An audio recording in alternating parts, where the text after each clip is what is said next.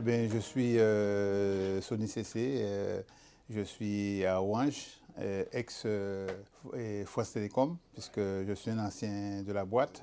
Ça va faire bientôt 40 ans. Donc je suppose que tu es ce serait- fonctionnaire. je suis fonctionnaire, oui. Ce serait l'heure de pouvoir laisser la place aux autres.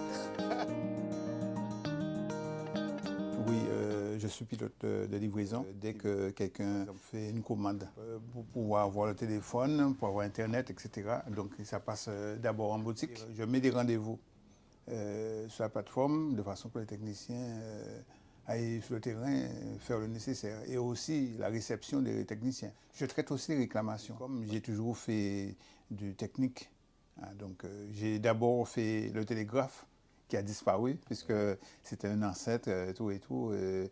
Je ne vais jamais oublier qu'une dame me dit, une dame qui voulait refaire son service, il me dit, il ne faut pas rester au télégraphe, un télégraphe n'a pas d'avenir, on n'a plus d'avenir encore.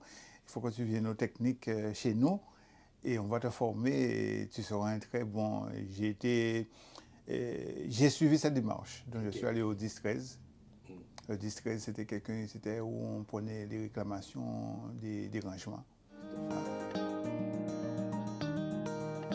J'ai été aidé par pas mal de personnes. Bon, ils ne sont plus là, il y en a beaucoup qui sont passés à la retraite. Bien sûr. Il y en a aussi ceux qui m'entourent aussi. J'ai eu franchement des bons responsables. Moi, quelqu'un qui m'a vraiment marqué vraiment dans ma vie, c'est M. Blavin. Monsieur Blavet. Oui, oui, parce que j'étais malade et quand j'ai repris mon service, quand je l'ai connu, il m'a beaucoup aidé. Il a mis un parking pour moi, à ma place. Il était à côté de moi, beaucoup de choses. Donc je pense que c'est les dernières personnes qui ont vraiment piloté tout ce que je faisais. Et bon, je ne me contente pas de faire seulement de travailler dans la boîte, je fais aussi de la musique. Et bien en musique, pendant que j'étais là, il y a un des collègues qui jouait de la musique, mais timidement. Ils n'osaient pas peut-être faire du live, etc. Ils avaient une situation en musique. Et ce qui a déclenché ça, c'est un départ à la retraite d'une collègue qui partait. Et j'ai un peu pioché, j'ai un peu regardé un peu à droite à gauche, sélectionné des gens qui peuvent jouer de la musique en même temps avec moi. Et puis je les ai amenés chez moi.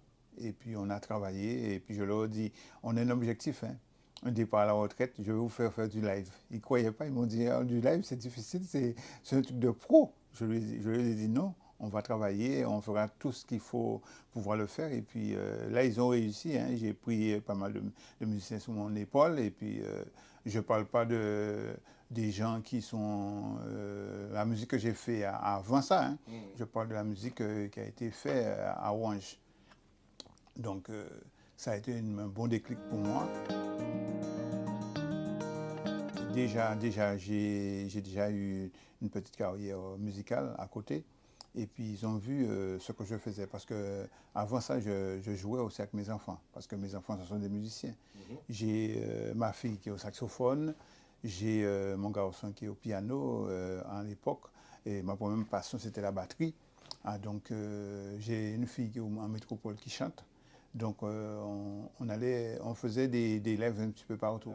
Le premier musicien que j'ai pris à Orange, qui m'a suivi, c'est le bassiste qui est venu travailler avec moi, et Jean-Pierre.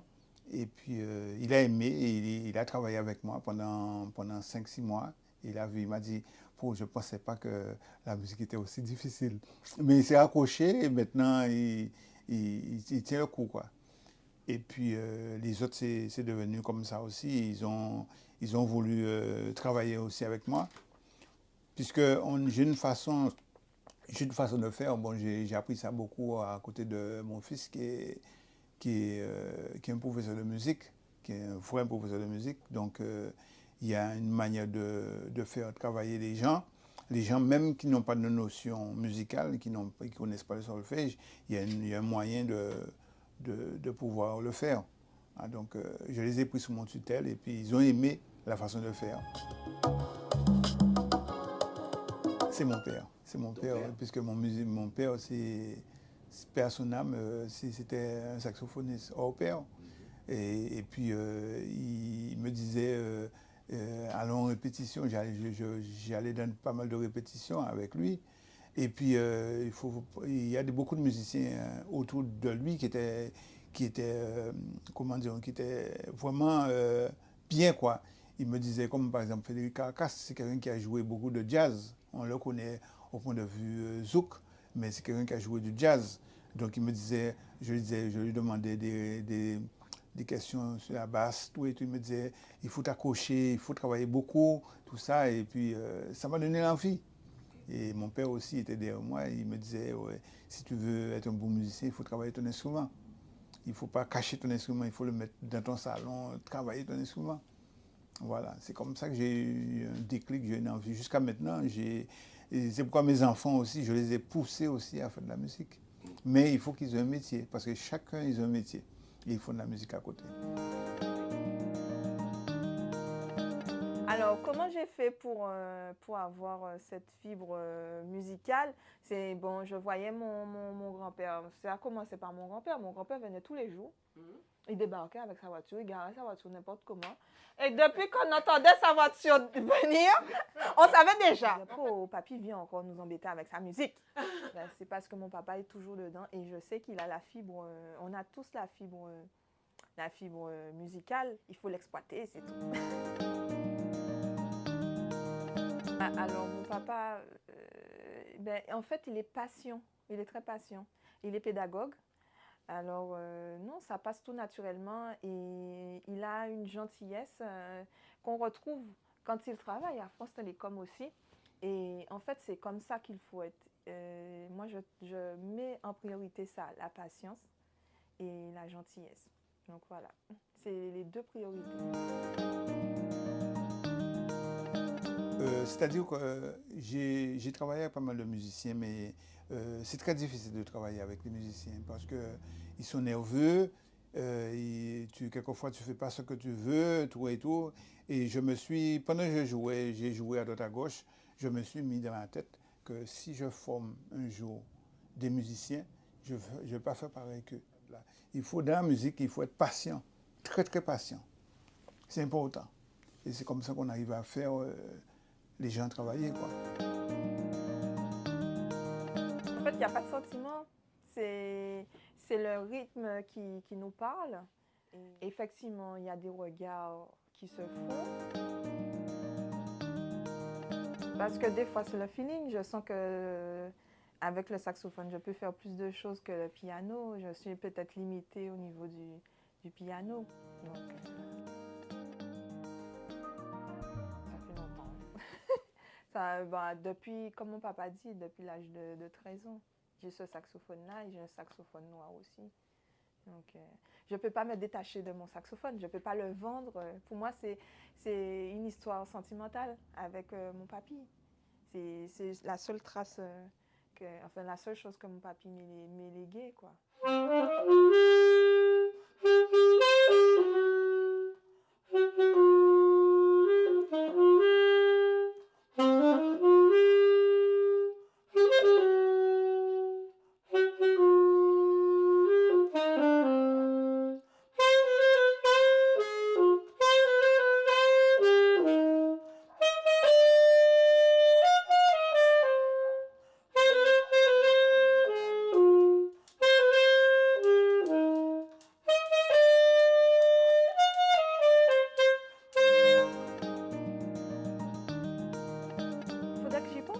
Comme tu me poses la question, mais je sais que mes enfants aussi, ils ont la fibre. Ils m'écoutent jouer et c'est vrai qu'il faudrait que ils jouent tout le temps. Quand ils viennent chez papy, ils sont sur la batterie, ils essaient de jouer, papa, tac, tac, tac. Mon papa essaie de leur inculquer, leur montre des rythmes, je regarde et je me dis, il faudrait que je mette mes enfants dans la musique, quoi.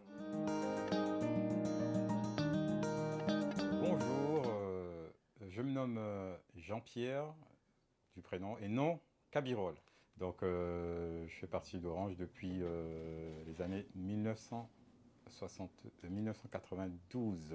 J'ai eu peur quand il m'a dit 1970. C'est 1992. 1992. Voilà. Ce que je fais comme métier chez Orange, c'est on s'occupe de tout ce qui est affectation des ressources pour permettre aux nouveaux abonnés ou des abonnés qui déménagent d'avoir des ressources sur leur dossier pour permettre aux intervenants techniciens de raccorder les clients au réseau Orange. Voilà, en gros. J'avais déjà quelques notions sur la basse, mais j'ai laissé tomber. J'avais complètement perdu la main sur la basse. Avec la rencontre de Sony, quand j'ai intégré l'équipe de GTC, et il m'a dit qu'il faisait un peu de musique. Et moi aussi, je lui ai dit, mais j'en faisais, mais pour le moment, je me suis arrêté. J'aimerais bien reprendre. 6 mois après, le temps est passé. 6 mois après, il m'a parlé de CC. Je me dis, mais c'est qui? Il me dit, mais c'est son papa. Et son papa faisait de la musique aussi. Et il me dit, un jour, je vais te faire écouter la musique. Mon papa. Donc, il m'a fait écouter la musique.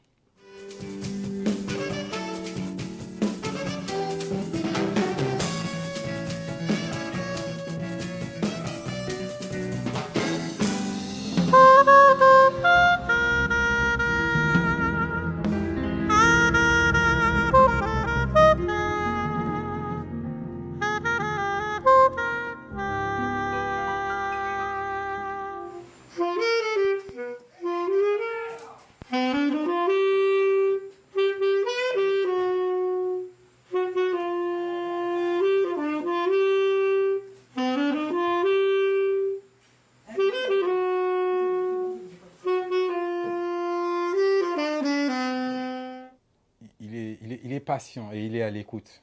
Voilà, l'adjectif. Voilà. Il écoute et il voit et il est patient. Et donc, il arrive là où la progression bloque, il sait trouver les mots pour dire, voilà, si tu faisais comme ça pourrait aller mieux. Voilà. Donc, et après, il laisse le temps pour travailler. Il y a une différence, hein, il pourra témoigner, hein, CC. Quand j'avais commencé et au jour d'aujourd'hui, il y a une différence immense, quoi, en fait. Il a cherché à ce qu'on crée un groupe, on fasse venir quelques personnes en plus. Donc, on a travaillé pour arriver là. Au début, c'était un stress quand même. J'imagine. Voilà. Et je me suis dit, pourvu que tout se passe bien.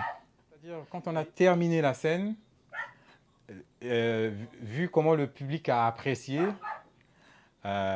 moi, ça m'a franchement, ça m'a fait c'est-à-dire, j'étais content. J'étais super content, très content. Hein, très content. J'ai dit à Sony, on a fait du bon travail. Alors, il faut continuer, voilà, c'est ça. Voilà. Bon, voilà, j'espère que tu as apprécié ce petit portrait de mon ami Sony, oui. Hein, en compagnie d'Alexandrine au sax ainsi que de Jean-Pierre à la basse. Vous avez donné un nom à ce groupe, au fait ?